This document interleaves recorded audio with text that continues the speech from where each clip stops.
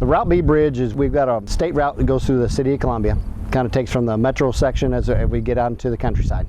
And what we got here is we're going to take a bridge down, and instead of doing a conventional build where we put in piling, put footings in, columns, and then build our indents, we actually did one where we're going to build what we call like an MSE wall indent. It's a block wall in front of a substructure which has layers and layers of rock with layers of fabric in between to structurally make it tight and strong.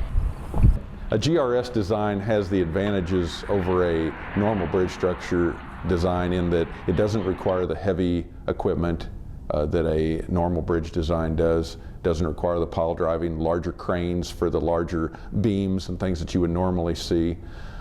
It also allows you to do the work in a more congested area, tighter area because of that. It also allows you to get the bridge done considerably faster also because there's not as much additional work to do with a GRS structure as there is with a more traditional design.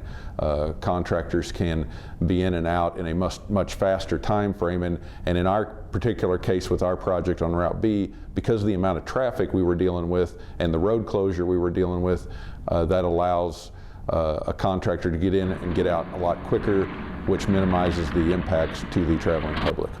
This particular structure, the GRS structure in Columbia, is the first structure that has been built on a state highway in Missouri. This design is not unique to the United States. It's been used in numerous locations throughout the United States, and it's just one more tool that we can add to our toolbox in addressing the great needs that we have for bridge repairs here in Missouri.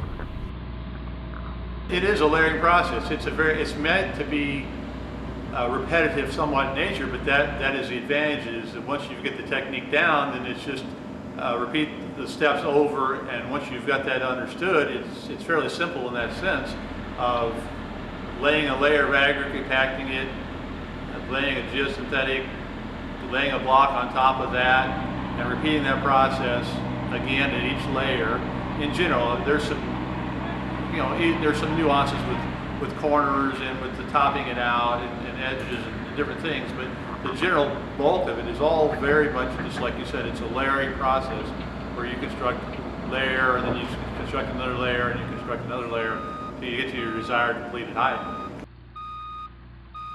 Basically, you start from the ground up, you build a drainage system underneath, you put the bridge on, then you start put your wall up, and then behind the wall you start layering it. You put a layer of what we call icing or fabric, then you put your rock in and you compact it real nice and tight, and then you put another layer of fabric, and then you put more rock. And as you get up 2 layers, you put another row of block on the outside, which would be like your outside of your cake. You'd build that up and you just keep building layers after layer. It really means a lot, because this means, one, we're going to help the consumers out, our everyday people, where you don't have to have the road closed for 6 to 8 months at a time. This helps construction go faster, whereas APAC can get this bridge done and then move on. Instead of being stuck on a project for 8 months to a year, they can get a bridge like this done in 2 months and then move on to something else. In MODOT, it relieves the inspectors to move on to another project. This site was a good site for this application. The bridge is appropriate length, the subsurface conditions are favorable and fairly accessible. Again, it's complicated by some of the urban setting and the utilities, but overall, I think it's a very positive site for us to use for this application.